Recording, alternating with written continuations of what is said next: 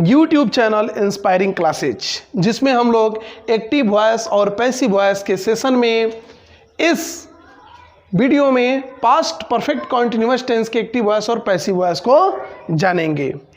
चलिए शुरू करते हैं।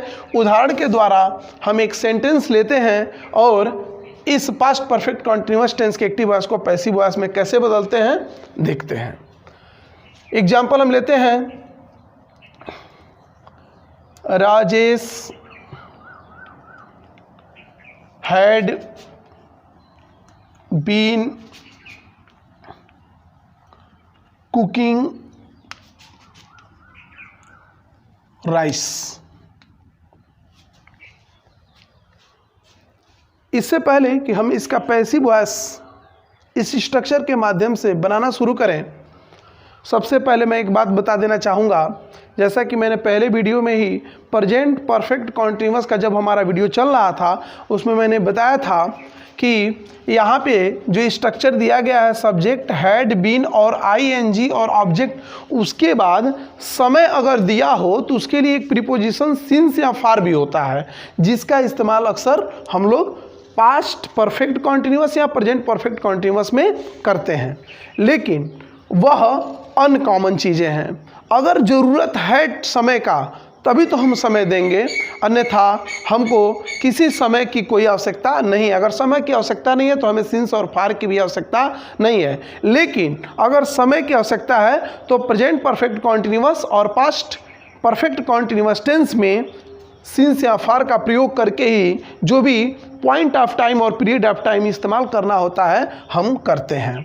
यहाँ पर हम लोग एक्टिव वॉइस को पैसिव वॉइस में बदलना सीख रहे हैं, तो यहाँ पे हमें कुछ अनकॉमन चीज़ों को इग्नोर करना चाहिए।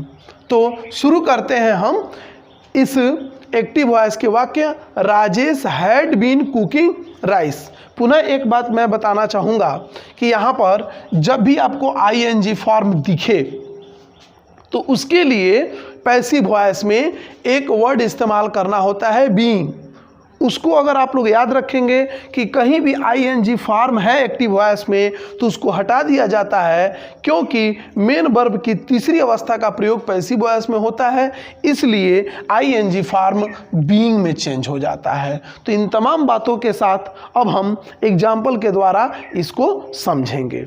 हमारे पास एग्जाम्पल्स हैं, Rajesh had been cooking rice. मैं चाहूँगा कि एक बार आप लोग कोशिश करें कि इसको शुरुआत कैसे करें और हमारे साथ साथ जैसे इमेजिनेटिव चलें कि सबसे पहले हमको क्या लिखना है, राइस।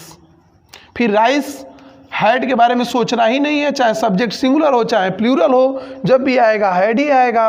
बीन के बारे में कुछ सोचना ही नहीं है, केवल सोचना कहाँ है हमको, तो केवल आईएनजी फॉर्म के समय कि आईएनजी फॉर्म को बीइंग में चेंज करते हैं, और जो आईएनजी फॉर्म का बीइंग होता है तो जो मेन वर्ब होता है उसकी तीसरी अवस्था। यानी बहुत ही ईजी वे में कह सकते हैं कि राइस के अकॉर्डिंग हैड, और हैड के बाद से बीन, और इसका आईएनजी बदल गया बीइंग में और कुक हो गया कुक्ड। बचा क्या हमारे पास, सब्जेक्ट। जैसा कि हम जानते हैं कि यहाँ पर सब्जेक्ट को ऑब्जेक्टिव केस में लिखना होता है अगर वो प्रोनाउन हो तो, और वह किसी न किसी प्रीपोजिशन के साथ जो एप्रोप्रिएट प्रीपोजिशन हो। तो एप्रोप्रिएट प्रीपोजिशन यहाँ बाय ही होगा और उसके बाद हम राजेश को लिख देंगे। तो दिए गए sentence Rajesh had been cooking rice का पैसिव वॉइस क्या हुआ, rice had been being cooked by Rajesh. इसी टेंस के एक और एग्जाम्पल से इसके एक्टिव वॉइस को पैसिव वॉइस में बदलना जानेंगे। जैसे एक एग्जाम्पल और हम लोग लेते हैं, जैसे your mother had been calling you for hours। प्यारे व्यूअर्स, पुनः मैं इसके बारे में चाहूँगा कि आप समझ लें।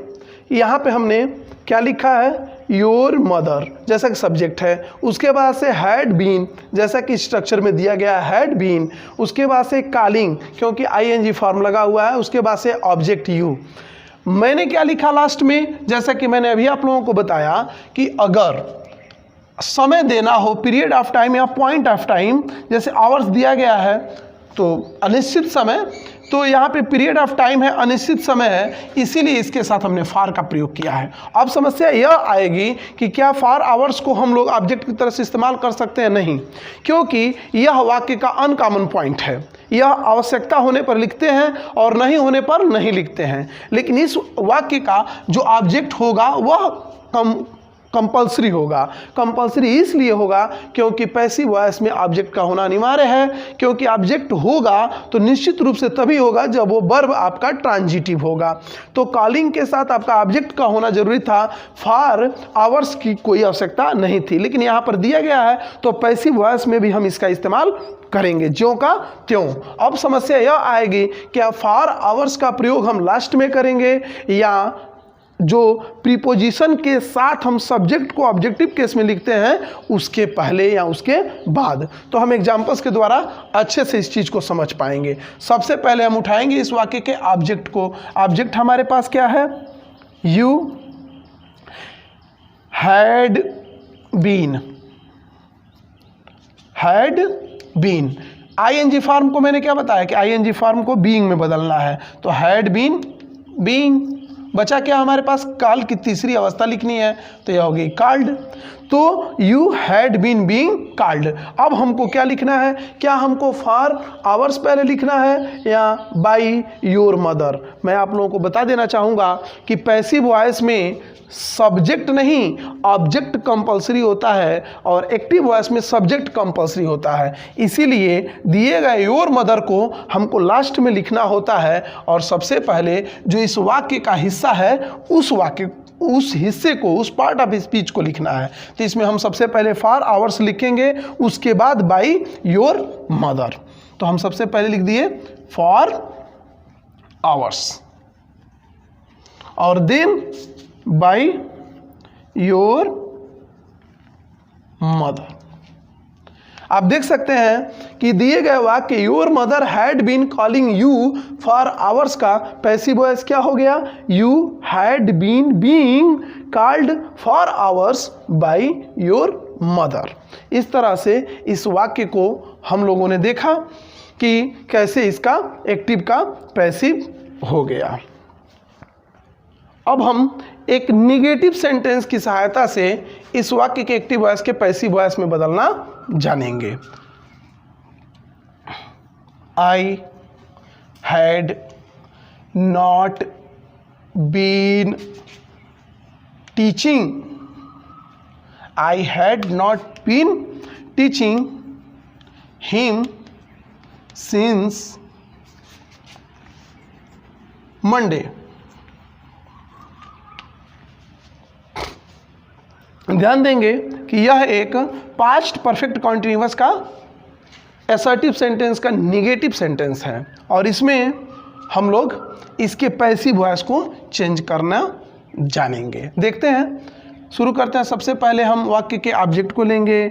ऑब्जेक्ट के स्थान पर हिम है जो ही में चेंज हो जाएगा और हैड नॉट बीन तक कोई परिवर्तन नहीं करना है, बस इसके आईएनजी फॉर्म को बीइंग में चेंज कर देना है। तो हैड नॉट बीन बीइंग और टीच की तीसरी अवस्था को टॉट। और बचा क्या? जैसे कि हमारे अभी पहले सेंटेंस में हमने बताया कि अगर सिंस मंडे पहले लिखें या बाई मी लिखें तो सबसे पहले हम दिए गए एक्टिव वॉइस के पार्ट्स को लिखते हैं। यानी हमारा पार्ट एक्टिव वॉइस का क्या है? Since Monday. तो हम सबसे पहले क्या लिखेंगे? Since Monday. और तब हम एक्टिव वॉइस के जो पार्ट्स हैं उसको लिखना है, जैसे बाई मी प्रीपोजिशन के साथ सब्जेक्ट को ऑब्जेक्टिव केस में। तो दिए गए sentence I had not been teaching him since Monday का पैसिव वॉइस हो गया he had not been being taught since Monday by me. The villagers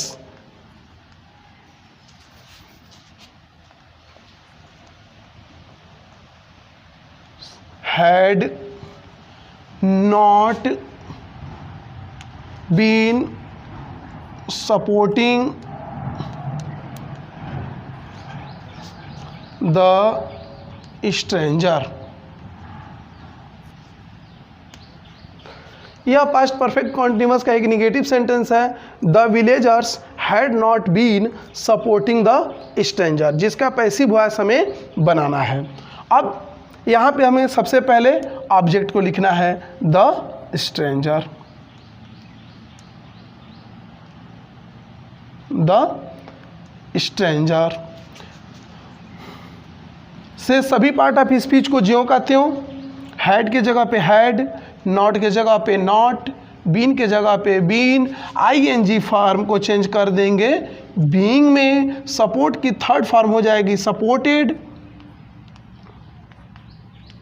supported, और बचा हमारे पास सब्जेक्ट जिसको प्रीपोजिशंस के साथ लिखना है, तो बाई द विलेजर्स। इस तरह से दिए गए वाक्य the villagers had not been supporting the stranger, जिसका passive voice the stranger had not been being supported by the villagers हो गया।